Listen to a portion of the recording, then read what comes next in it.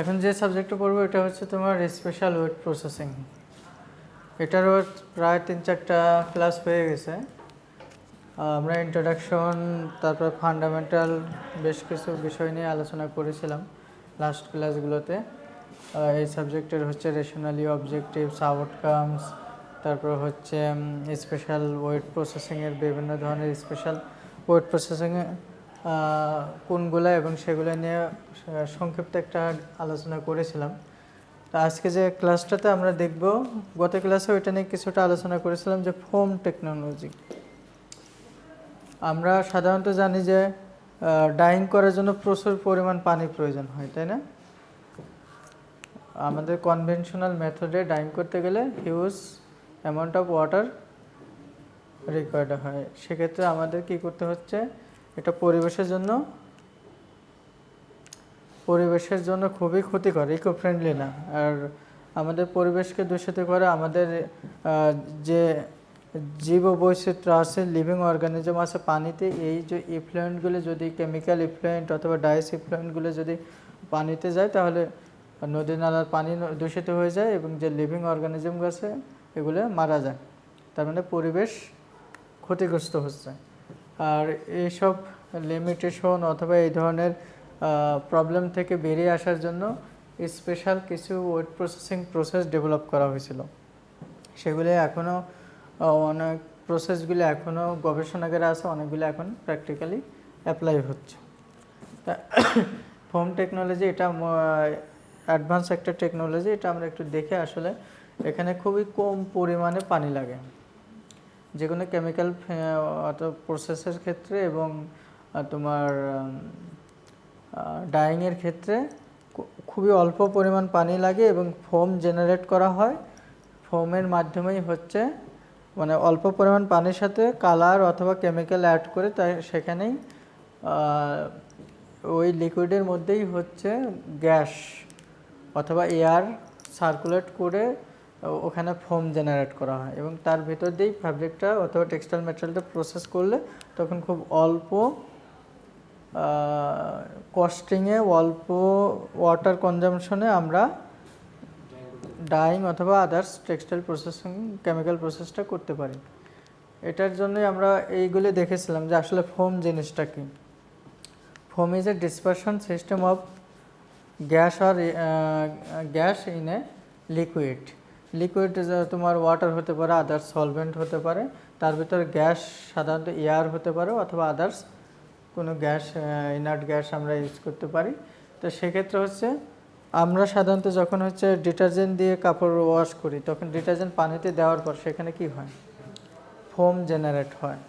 তো foam generate হলে সেখানে কি হয়, বাবল তৈরি হয়। বাবলের মাঝখানে কি থাকে, বাবলটা যদি আমরা দেখি তাহলে কি হয়, বাবলটার শেপটা অনেকটা এরকম হয়, তাই না?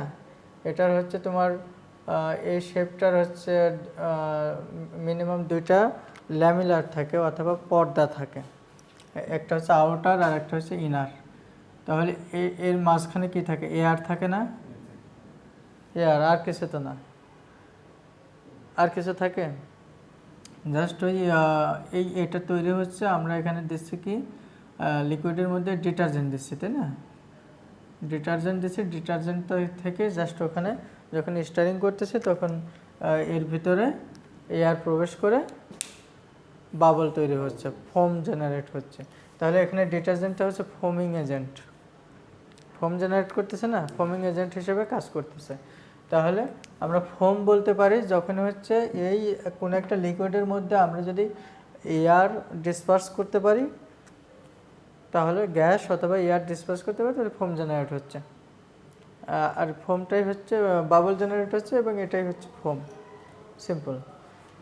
এটা আমরা দেখেছিলাম। এখানে একটা দেওয়া আছে, দেখো একটা নর্মাল ফোমের স্ট্রাকচার দেওয়া আছে। এটা হচ্ছে পর্দা একটা বাবলের, আর গ্যাস ফেস, ভিতরে গ্যাস আছে, স্ট্রাকচার অফ ফোম। আচ্ছা, এরপরে হচ্ছে রিলেটেড ডেফিনেশনের মধ্যে ডিসপারশন কাকে বলে, ইমালশন কাকে বলে, এগুলো আমরা ওয়েট প্রসেসিং পার্ট 1-এও পড়ে আসছি। ডিসপারশন হচ্ছে ছড়ায় পড়া কোনো একটা সিস্টেমের মধ্যে তোমার একটা সিস্টেমের মধ্যে, সেটা লিকুইড ফেসের মধ্যে যদি এয়ার আমরা ডিসপার্স করে দিই, ছড়াই দিই, তাহলে এটা একটা ডিসপারশন সিস্টেম। আর ইমালশনের ক্ষেত্রে হচ্ছে যদি দুই বা ততোধিক ইমমিসিবল মানে অমিশ্রণীয় মিশ্রিত জিনিস যদি একত্রিত করা যায়, সেটাই হচ্ছে ইমালশন হয়। তবে এক্ষেত্রে আমাদের ইমালসিফায়ার আলাদা একটা কেমিক্যাল ইউজ করতে হয়, যে কেমিক্যালটা আমাদের দুইটা অমিশ্রিত জিনিসকে মিশ্রিত করতেছে। এবং তেল এবং পানিকে যদি একত্রিত মিশ্রিত করতে হয়, তাহলে সেখানে আমাদের ইমালসিফায়ার অ্যাড করে যে সলিউশনটা হচ্ছে সেটা হচ্ছে ইমালশন। এটা লাস্ট ক্লাসগুলোতে আমরা বলেছি। ইমালসিফায়ারের জিনিসটা কি, এটা হচ্ছে এক ধরনের স্টেবিলাইজার টাইপের। আর এরপর সলিউশন কাকে বলে, সলিউশন হচ্ছে দ্রবণ। দ্রবণ হচ্ছে যেমন চিনি পানির দ্রবণ, চিনি এবং পানি একত্রিত করলে যেটা তৈরি হচ্ছে সেটাই দ্রবণ, এরকম। সলিড আর সলিড হচ্ছে চিনি, আর সলিড সেটাকে আমরা সলিউটও বলতে পারি। আর লিকুইড হচ্ছে পানি। এই তো এইভাবেই আমাদের দ্রবণ তৈরি হচ্ছে। আচ্ছা, difference between foam and emulsion এটা আমরা পড়েছিলাম।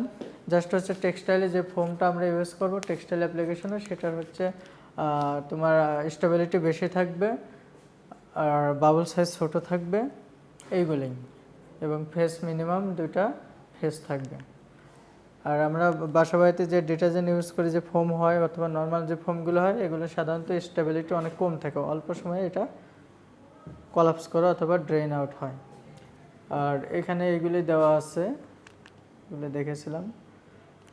এখানে ফোমিং এজেন্ট, আমরা যখনই হচ্ছে পানি নিব, পানির সাথে হচ্ছে ডাই অথবা রং নিব, নেওয়ার পর সেখানে আমরা ফোমিং এজেন্ট যদি না দিই, তাহলে ফোম জেনারেট হবে না, ফেনা উৎপন্ন হবে না।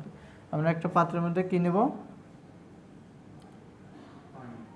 তোমার লিকুইড হিসেবে আমরা হয়তো ওয়াটার নিব, এরপর হচ্ছে ডাই অথবা কালার নিব, তারপরে যদি ফোমিং এজেন্ট নেই এবং এটা যদি স্ট্রায়ারিং করতে থাকি কন্টিনিউয়াসলি মোটরের সাহায্যে, তাহলে এটা কী হবে, সেখানে এয়ার বাইরে থেকে আমরা এয়ার এখানে আমরা পাম্পের সাহায্যে এয়ার ফ্লো করতে পারি। এয়ার ফ্লো করলে তখন এটার কী হবে, এর ভেতরে ওই পুরো ডাই সলিউশনটাই, ডাই পানি মিলে এটা ফেনা উৎপন্ন হয়ে যাবে, ফোমের মতো হয়ে যাবে। আচ্ছা, এটাই বলতে চাই, foaming agent is a material that facilitate to formation of a foam such as surfactant or blowing agent that helps to maintain its integrity by strengthening individual foam bubbles. এটা হচ্ছে এই যে ফোমিং এজেন্টটা আছে না, এই ফোমিং এজেন্টটা আমাদের কি করতেছে, এই ফোম জেনারেশনে সাহায্য করতেছে, পাশাপাশি যে এই ফোমের যে ইয়াটা ল্যামিলার আছে অথবা পর্দা আছে, ঝিল্লি আছে, এটাকে স্ট্রেংথ বৃদ্ধি করতেছে, অথবা তার হচ্ছে স্টেবিলিটি বৃদ্ধি করতেছে। এই কাজটাই করতেছে হচ্ছে ফোমিং এজেন্ট। আচ্ছা, এখন আসো linear alkaline derivative such as sodium lauryl sulphate, এটা একটা example of foaming agent. The foaming agent can be anionic, cationic, non ionic or অ্যাম্ফোটারিক।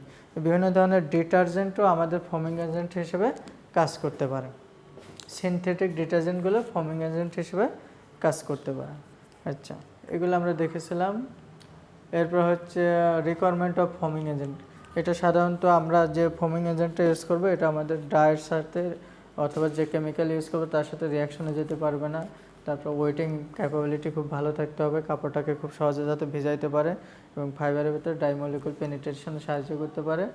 আচ্ছা, হার্ডনেস, ওয়াটার হার্ডনেস দ্বারা এফেক্ট হবে না। এগুলো লাস্ট ক্লাসে দেখেছিলাম।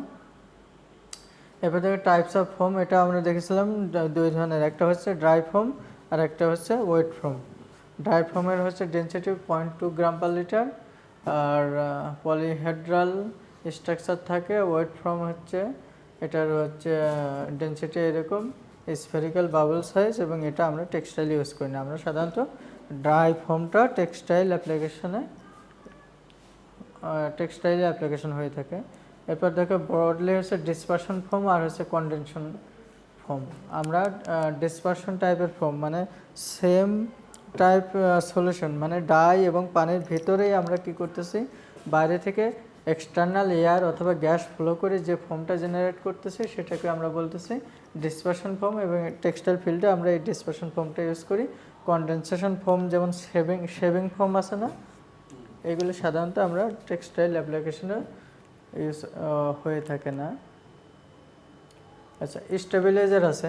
এই ফোমটা জেনারেট হওয়ার পরে যদি এরকম হয় যে আমরা যখন বাসা বাড়িতে যে ডিটারজেন্ট দিয়ে যে ফোমটা হচ্ছে সেটা কিন্তু 2-4 মিনিট পরে 4-5 মিনিট পরে সব ফোম অথবা ম্যাক্সিমাম ফোমও কী হয়, ভেঙে যায়, ড্রেন আউট হয়ে যায়, এই স্টেবিলিটি অনেক কম।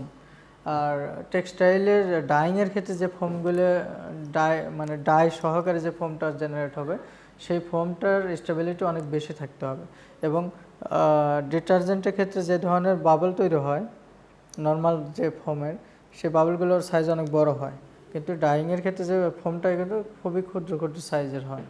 আচ্ছা, এই ফোমের স্টেবিলিটি বৃদ্ধি করার জন্য আমরা বিভিন্ন ধরনের ফোম স্টেবিলাইজার ইউজ করতে পারি, যেটা হচ্ছে আমাদের এই ড্রেন আউট হওয়া ফোমের হাফ লাইফ টাইম বৃদ্ধি করার জন্য অথবা ড্রেনেজ যাতে সহজে না হয় এটা করার জন্য আমরা এই ধরনের কেমিক্যালগুলো ইউজ করতে পারি। এগুলো অনেকটা অ্যাডহেসিভ টাইপের। Hydroxy ethyl cellulose, methyl cellulose, ammonium stearate, এগুলো হচ্ছে অনেকটা আঠালো টাইপের। এটা যখন আমরা ওই সলিউশনে দেবো, ফোমের ভিতরে দেবো, তখন এটা কি হবে, এই আঠালো অ্যাডহেসিভনেসটা বাড়ার কারণে এই যে এয়ার যত প্রেশার দিক এর ইলাস্টিক প্রপার্টিসটা একটু বাড়ে, এটাও খুব সহজে বাতাসটা ধরে রাখার তার শক্তিটা বাড়ে খুব সহজে, তখন ওই বাবল অথবা ফোম ড্রেন হয় না অথবা কলাপস করে না। এটা হচ্ছে স্টেবিলাইজার। এবার এর ফাংশনটা দেওয়া আছে, এগুলো আমরা দেখেছিলাম। স্লো ডাউন ড্রেনেজ হয়, রেইনফোর্স বাবল, সেল ওয়াল, ওই যে সেল ওয়ালগুলো শক্ত করে বললাম না, সেল ওয়ালগুলো রেইনফোর্স করে শক্ত করে, controls life time of foam. আচ্ছা, রিকোয়ারমেন্ট অফ স্টেবিলাইজার, এটা ইজিলি যে আমরা দেব, পানি দেব, ডাই দেব, ফোমিং এজেন্ট দেব, এরপরে হচ্ছে স্টেবিলাইজার দেব, হয়তো carboxy methyl cellulose, hydroxy methyl cellulose, এগুলো দেওয়ার পরে যদি এরকম হয় যে এই স্টেবিলাইজার হাইড্রক্সি ইথাইল সেলুলোজ খুব সহজে পানিতে দ্রবীভূত হচ্ছে না, তাহলে প্রবলেম। সলিবিলিটি হতে হবে compatible with foam finishing system, আর effective at low concentration, it should be easily soluble, it should be least affected by fabric handle, resistance of bacterial attack। তার মানে আমরা যে স্টেবিলাইজার ইউজ করতেছি এটার কারণটাই হচ্ছে যাতে ফোমটা খুব সহজে ভেঙে না যায়, ঠিক আছে। আর এই স্টেবিলিটি বাড়ানোর জন্য, এর ভ্যালিডিটি বাড়ানোর জন্য আমরা কি করতেছি, এখানে এই পানি, কালার এবং ফোমিং এজেন্টের সাথে আরেকটা কি দিচ্ছি, স্টেবিলাইজার দিচ্ছি। স্টেবিলাইজার মানে হচ্ছে ওই ফোমটাকে স্টেবল করে, স্টেবল করার জন্য তার লাইফ টাইম বাড়ানোর জন্য এই কেমিক্যালটা ইউজ করতেছি। এটা যেমন ACC, hydroxy ethyl cellulose, CMC, carboxy ethyl cellulose, এইগুলি আমরা ইউজ করি জাস্ট হচ্ছে এই পর্দার শক্তি বাড়ানোর জন্য, যাতে ফেটে এয়ারটা বের অথবা গ্যাসটা বের হয়ে না যায়। এটা সিম্পল। এরপর আমরা আজকের যে ক্লাসটা শুরু হওয়ার কথা এখান থেকেই আর কি, যেহেতু গত ক্লাসগুলোতে অনেকে মিসিং ছিল, আজকের ক্লাসটা দেখো ডাইলেশন ফ্যাক্টর। এই যে factor consider for foam dyeing and finishing, foam dyeing এবং ফিনিশিংয়ের ক্ষেত্রে যে ইম্পর্ট্যান্ট কনসিডারেশনগুলো আছে, ফ্যাক্টরসগুলো আছে, সেগুলো হচ্ছে তোমার ডাইলেশন, প্রথম আছে ডাইলেশন ফ্যাক্টর।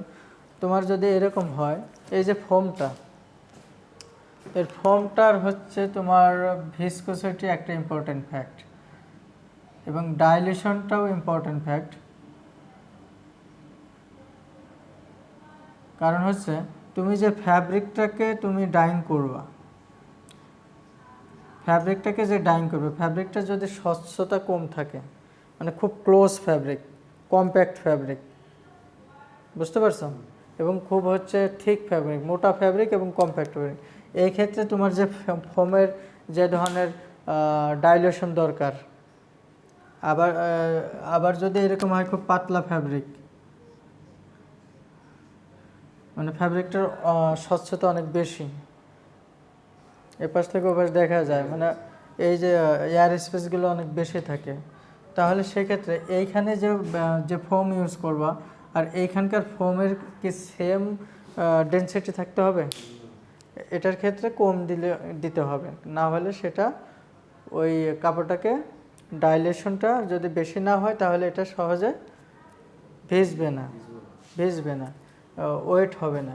এটা related to cover factor, fabric cover factor. এটা হচ্ছে এয়ার স্পেস অথবা কি পরিমাণ জায়গা ইয়ার্ন দ্বারা আবৃত হয়েছে টোটাল এরিয়া অফ ফ্যাব্রিকের, সেটাকে বলে কভার ফ্যাক্টর। সাপোজ এটার ডাইমেনশন কত? 1 ইঞ্চি 1 ইঞ্চি 1 ইঞ্চি 1 ইঞ্চি, তাই না? সাপোজ এই ফ্যাব্রিকটার এই 1 ইঞ্চির মধ্যে ইয়ার্ন দ্বারা কতটুকু আবৃত আছে, সেটাই হচ্ছে কভার ফ্যাক্টর ফ্যাব্রিকের নর্মাল সেন্সে। তাহলে related to fabric cover factor, if cover factor is higher dense or coarse fabric in generally, মানে কম্প্যাক্ট ফ্যাব্রিক অথবা অনেক কম্প্যাক্ট অথবা কি বলে এটা, না ঘন ফ্যাব্রিক কম্প্যাক্ট, যেখানে হচ্ছে নাই ওই এয়ার স্পেস কম, laminar size should be higher. মানে এই ল্যামিনার সাইজটা বড় হতে হবে, বাবল সাইজ বড় হতে হবে এবং ডাইলেশনটাও বেশি হতে হবে। আচ্ছা, large cover factor more dilation, less cover factor less dilation. Cover factor যখন কম হবে তখন ডাইলেশন কম হবে। এরপরে আসা হচ্ছে, এটা গেল হচ্ছে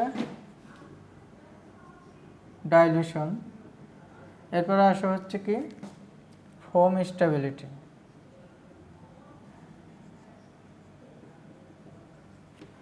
এটার ক্ষেত্রে হচ্ছে বাবল সাইজ যদি বড় হয় তাহলে বাতাস বেশি থাকবে, এয়ার প্রেশার বেশি দেবে, ল্যামিনার অথবা ঝিল্লি পর্দাটা দ্রুত ফেটে যাবে। ঠিক আছে, বাবল অথবা ফোমের সাইজ, বাবল সাইজ যত বড় হবে তার স্টেবিলিটি তত কম হবে।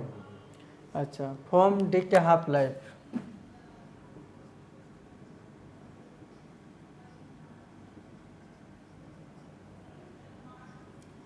এটা হচ্ছে তুমি এই পাত্রের মধ্যে যতটুকু পরিমাণ ফোম জেনারেট করলা, তুমি তো বুঝতে পারবে যে ফোম হয়ে গেছে। এখন ডিকে হাফ লাইফ, ডিকে মানে ক্ষয় হওয়া, ভেঙে যাওয়া। এটা হচ্ছে অর্ধেক পরিমাণ, এই টোটাল ফোমের ভিতরে অর্ধেক পরিমাণ ফোম ব্রেকডাউন করতে, ড্রেন হতে যে পরিমাণ সময় লাগবে ওই সময়টাকে বলে ফোম ডিকে হাফ লাইফ।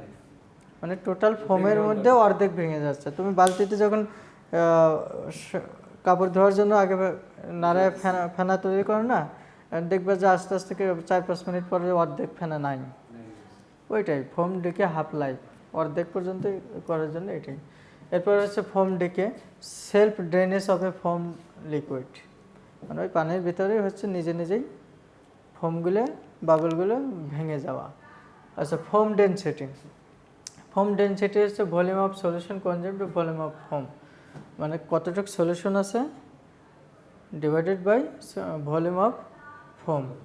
এই দুটার রেশিওটাকে আমরা বলতেছি ফোম ডেনসিটি। এরপর আছে ব্লো রেশিও, এটা হচ্ছে ওয়েট অফ লিকুইড আর হচ্ছে weight of an equal volume of foam, মানে টোটাল কী পরিমাণ ওয়েট নিছি, লিকুইড নিছি কী পরিমাণ লিকুইড নিছি, আমরা তো লিকুইড মেজার করে নিচ্ছি 5 লিটার 10 লিটার ওয়াটার মেজার করে নিচ্ছি, এবং এটার সাথে হচ্ছে কি পরিমাণ ভলিউমের ফোম জেনারেট হচ্ছে, এই দুটার রেশিওটাকে আমরা বলতেছি ব্লো রেশিও। আচ্ছা, এরপর দেখো ড্রপ এসকেপ টাইম। এটা হচ্ছে, এক মিনিট, হ্যালো, ওয়ালাইকুম আসসালাম।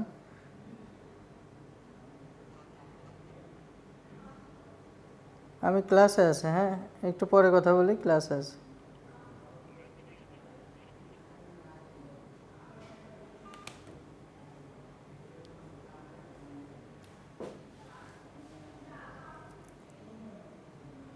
আচ্ছা, ড্রপ এসকেপ টাইম চারে দেখুন,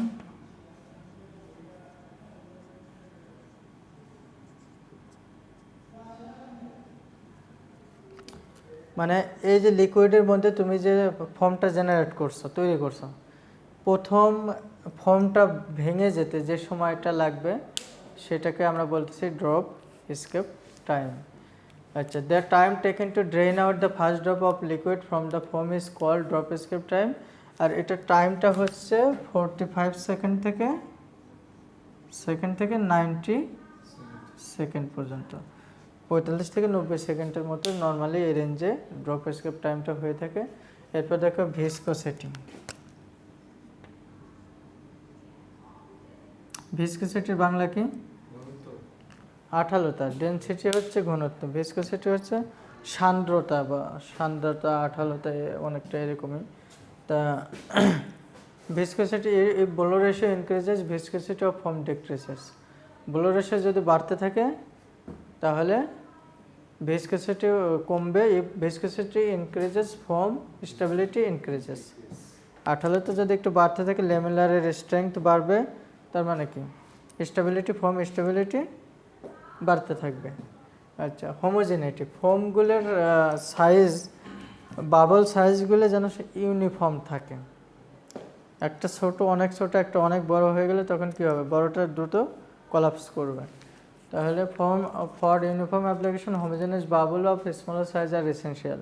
এবং টেক্সটাইল অ্যাপ্লিকেশনের সাথে যে ফোম আমরা ড্রাই টাইপের ফোম ইউজ করি, সেই ফোমের বাবলগুলো যত ছোট হবে তত ভালো, তার স্টেবিলিটি তত বেশি হবে।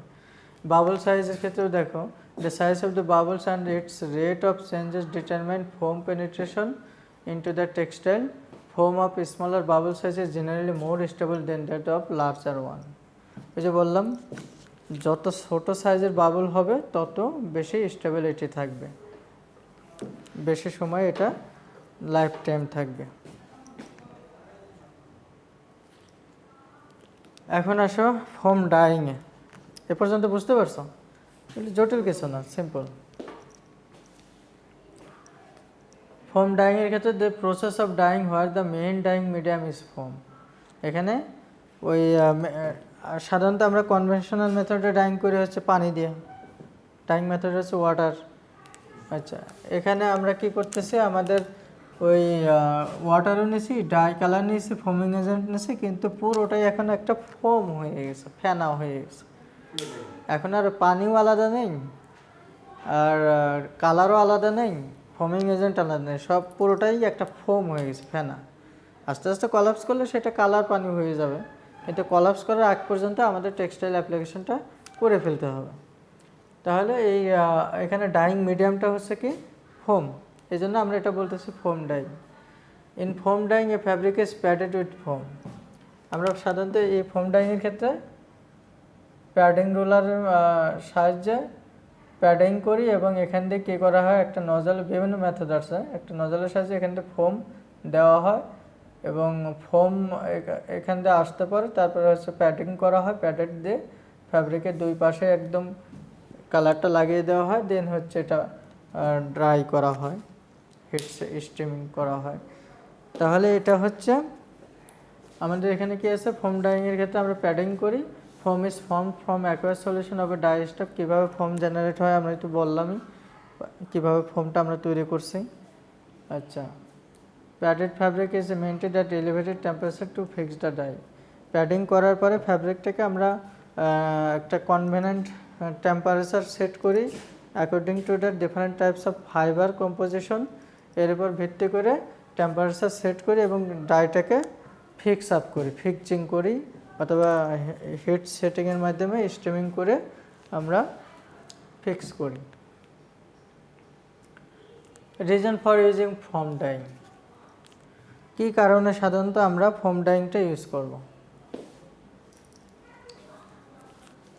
দেখো, সিম্পলি একটু বলতো আসলে ফোম ডাইংটা কেন করব, এই মেথডটা কেন ডেভেলপ করা হয়েছে, আর এটা সুবিধাগুলো কী কী বলো তো?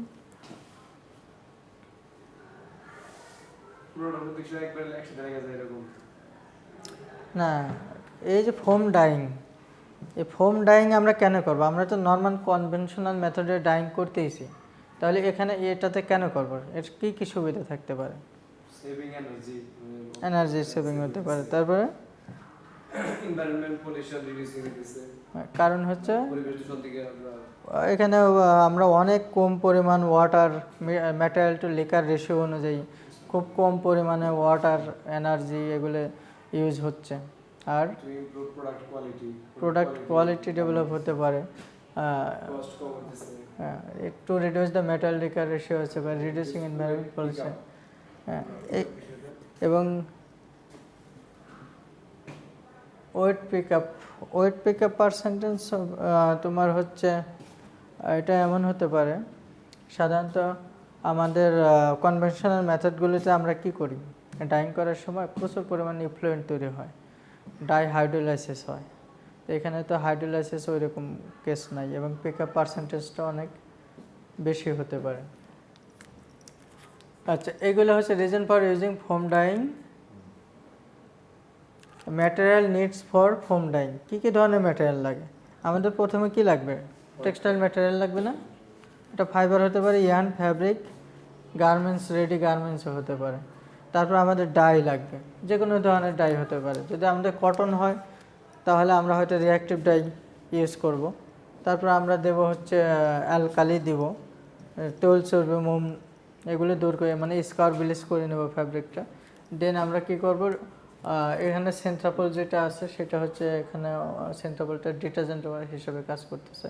এরপর হচ্ছে আমরা কি করব, squeeze bottle to hold your dyes, একটা বোতল নেব যেটা হচ্ছে কম্প্রেসড করা যায়, এয়ারটাকে কম্প্রেস করে স্কুইজিং বোতলের মধ্যে নিব কালারটা। তারপর হচ্ছে আমরা ফোম শেভিং ক্রিম, আমরা ফোম জেনারেট করে এরকম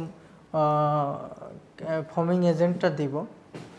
এখানে সেন্ট্রাপল ডিটারজেন্টটা ফোমিং এজেন্ট হিসেবে কাজ করতেছে।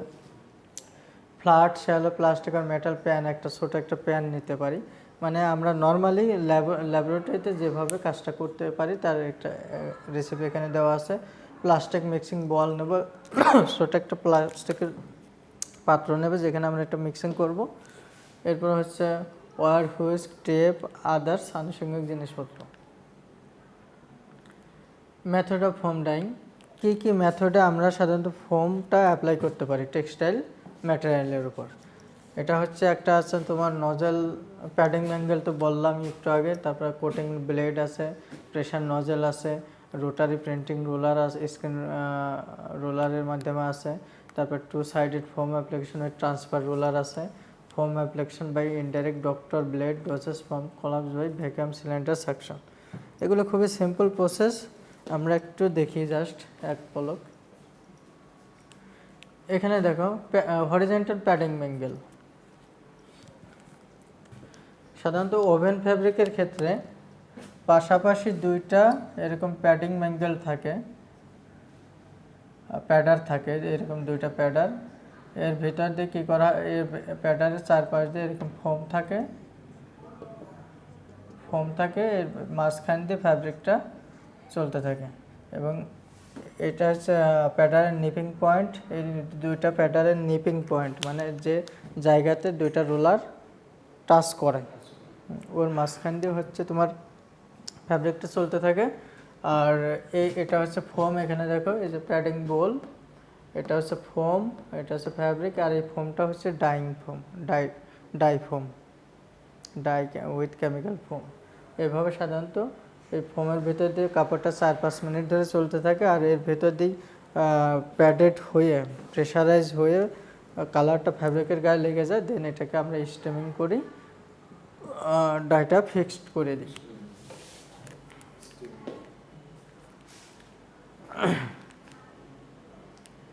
এরপর যেটা আছে ফোম অ্যাপ্লিকেশনের কোটিং ব্লেড, এটাও সিম্পল। এটা কি করা হয়, একটা এই ফ্যাব্রিক এভাবে চলতে থাকে, এর উপরে একটা ব্লেড থাকে, কন্ট্রোলিং ব্লেড, যেটা কোটিং ব্লেড। এই ব্লেডের সাহায্যে জাস্ট এই ফোম এখান থেকে আসতে থাকে, এগুলো হচ্ছে কন্ট্রোল করা হয় কতটুকু ফোমটা এখানে ছাড়া হবে ফ্যাব্রিকের উপরে। এরপর হচ্ছে জাস্ট এখানে একজোড়া প্যাডারের সাহায্যে একটা প্রেস করে ফ্যাব্রিকের সাথে লাগিয়ে দেওয়া হয়। এখানে একটা সাকশন পাম্পও থাকে, পাম্পের সাহায্যে এটাকে টেনে এক্সেস ইয়ারটাকে টেনে নিয়ে নেওয়া হয়। আর এভাবে ফ্যাব্রিকটাকে জাস্ট ওই ফোম সহ কালার ফোমটা এভাবে ফ্যাব্রিকের সাথে লাগিয়ে দেওয়া হয়, দেন এটাকে আমরা ড্রাইং স্টিমিং করে থাকি। এখানে দেখো কোটিং ব্লেড আছে, ফোম আছে, এটা ফোম, আর ফ্যাব্রিক যাচ্ছে সাকশন পাম্প। এখানে দেওয়া আছে দেখো যে কী পরিমাণ ডোজিং হবে, অর্থাৎ ফোমটা ফ্যাব্রিকের গায়ের উপর যাবে, সেটা হচ্ছে এই কোটিং ব্লেডের সাহায্যে আমরা কন্ট্রোল করতে পারি। এটা হচ্ছে কন্ট্রোলিং একটা সিস্টেম। এটা যদি আমরা সেটিংটা উপর নিচে করতে পারি তাহলে কী হবে, ফোমটা কম বেশি এদিকে ডেলিভারি হবে। আচ্ছা, the foam is deposited by laying it on the fabric. ফ্যাব্রিকটা যেভাবে থাকে এর উপরে চলতে থাকে, এর উপরে হচ্ছে ফোমগুলি ডিপোজিট হয়। The fabric then goes through the nip of two rollers to completely collapse the foam. এবং এখানে হচ্ছে একজোড়া রুলার থাকে, এই রুলারের মাঝখানে ইয়ার দিয়ে যাইতে থাকে, তখন এই ফোমগুলো ভেঙে যায় এবং ফ্যাব্রিকটা একদম ওই কালারের ফোম দ্বারা ভিজে যায় অথবা সব জায়গায় রঙটা ছড়ায় যায়, প্রেশারাইজ করা হয়। এটা হচ্ছে আমাদের কি বলে foam application with coating blade. এরপর হচ্ছে foam application by pressure nozzle. এটার সাহায্যে কী করা হয়, নিচ থেকে প্রেশারের সাহায্যে ফোমগুলি ফ্যাব্রিকের উপর লাগায় দেওয়া হয় এবং ফ্যাব্রিকটা উপর দিক দিয়ে চলতে থাকে। Specified amount of active chemical is delivered to a mixing head and then to a fabric. The foam is applied to a pressurize zone. High প্রেশারের সাহায্যে এটা দেওয়া হয়। নর্মালি অপটিক্যাল ব্রাইটেনিং এজেন্ট অথবা হোয়াইটেনিং এজেন্ট অ্যাপ্লিকেশনের ক্ষেত্রে এটা করা হয়ে থাকে। The pickup of foam system depends on whether light or dense foam is applied. The foam is driven upward through the slot nozzle. ঠিক আছে, জাস্ট এইভাবে এই সিস্টেমে আমরা এটা করতে পারি।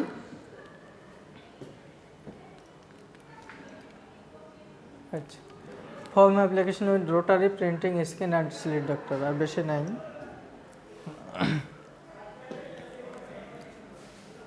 ব্র্যান্ড নেম হচ্ছে এটা ফোম অ্যাপ্লিকেশন।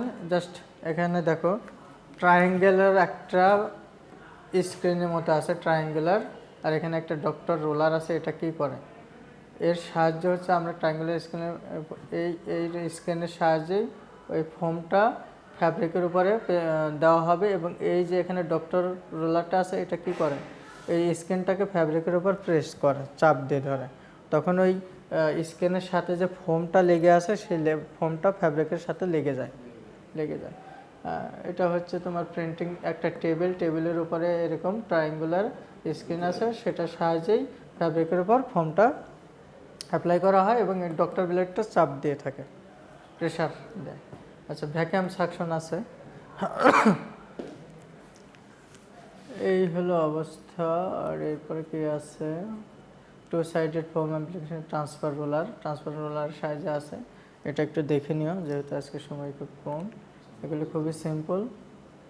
আচ্ছা, foam application by indirect doctor blade doses foam collapse. Just এখানে একটু ফিগারগুলো দেখে নিলেই বুঝতে পারবা। নেক্সট ক্লাসে আমরা ফোম ডাইং প্রসিডিউরটা, এটাও সিম্পল, মোটামুটি আমার এইখানেই বলা হয়ে গেছে। জাস্ট কিভাবে আমরা ফোম ডাইংটা করব, ফোমটা জেনারেট করব, কিন্তু এটা আমরা ধাপে ধাপে একটু দেখবো রেসিপি আকারে। সেটা হচ্ছে নেক্সট ক্লাসে ফোম ডাইং প্রসিডিউরে। ফোম ডাইং প্রসিডিউর আমরা নেক্সট ক্লাসে করব।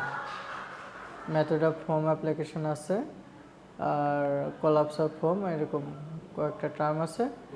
নেক্সট ক্লাসে আমরা এটা শেষ করবো ইনশাআল্লাহ। ঠিক আছে, এ পর্যন্ত কোনো কোশ্চেন আছে?